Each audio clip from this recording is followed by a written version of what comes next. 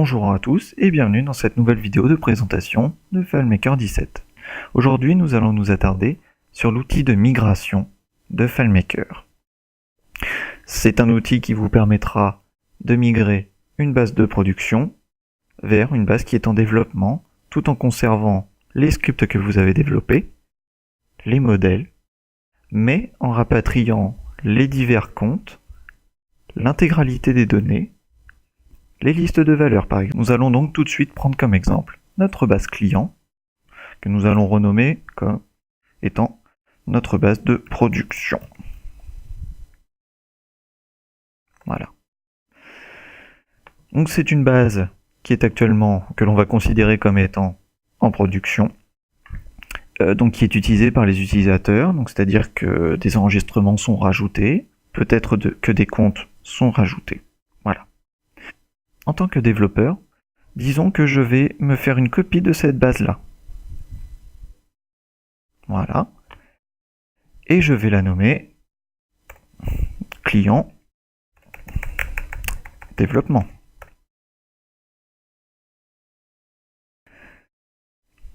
Nous allons donc dans un premier temps modifier, je dirais, notre base de développement.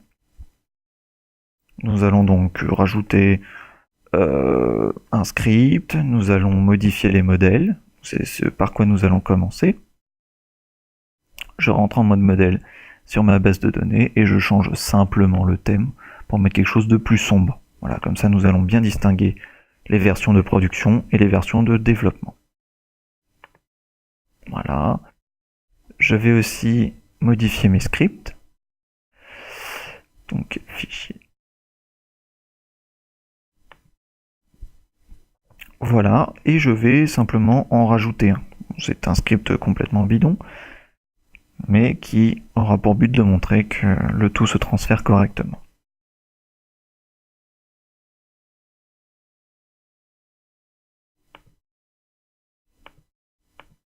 Voilà, nous sauvegardons.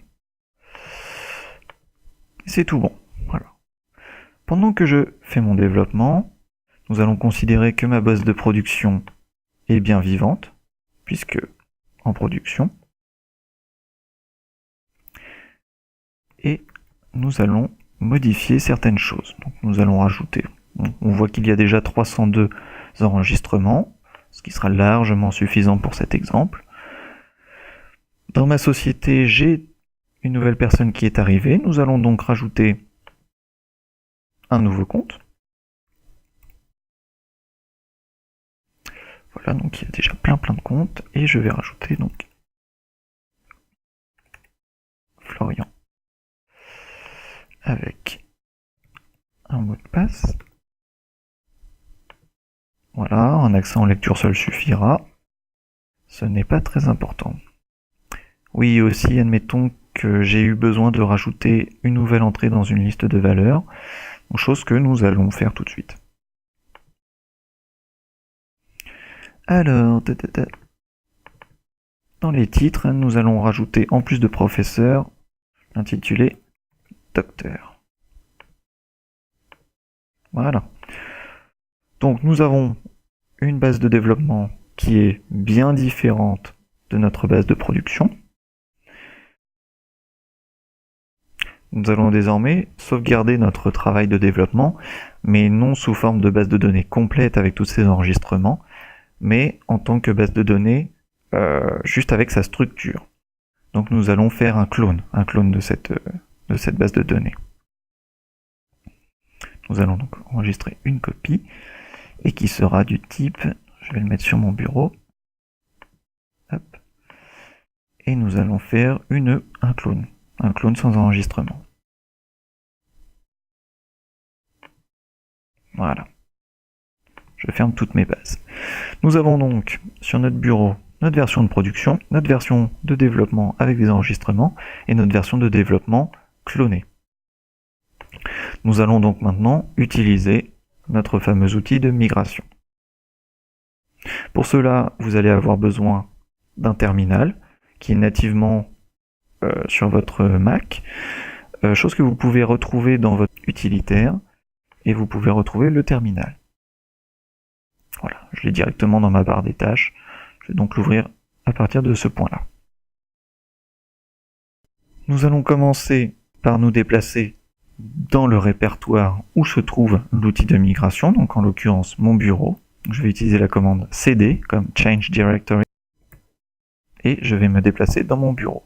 Si je fais la commande ls qui correspond à list, je vois bien tous mes fichiers. L'outil de migration possède une aide en ligne de commande toujours. C'est ce que nous allons voir tout de suite.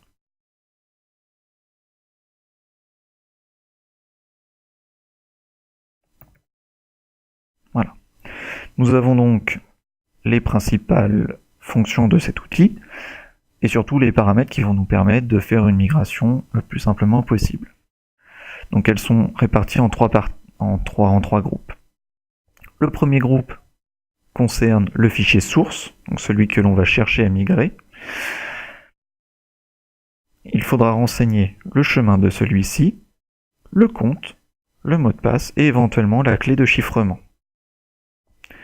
Pour la seconde partie, c'est exactement la même chose, mais en ce qui concerne le clone.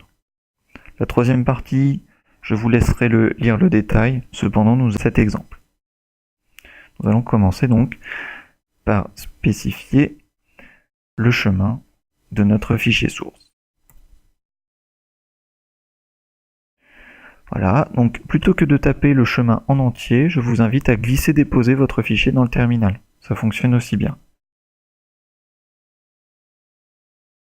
Le second paramètre du coup sera le nom du compte full admin de ce fichier, en l'occurrence admin, et enfin son mot de passe, qui est aussi admin. Ensuite, nous passons aux mêmes paramètres, mais concernant le clone.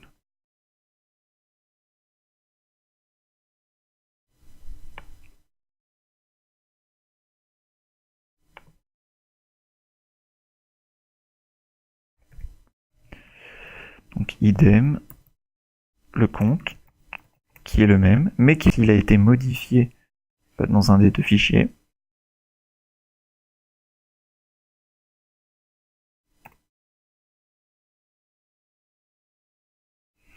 Et il vous suffit maintenant d'appuyer sur la touche Entrée.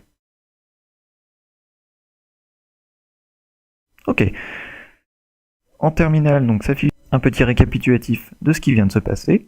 Nous voyons donc que 7 comptes ont été migrés, qu'une liste de valeurs a été migrée, une table, 45 champs, et c'est à peu près tout. Voilà. Sur le bureau, nous avons un nouveau fichier qui s'appelle client production migrated, et nous allons désormais l'ouvrir pour constater les changements et ce qui s'est passé.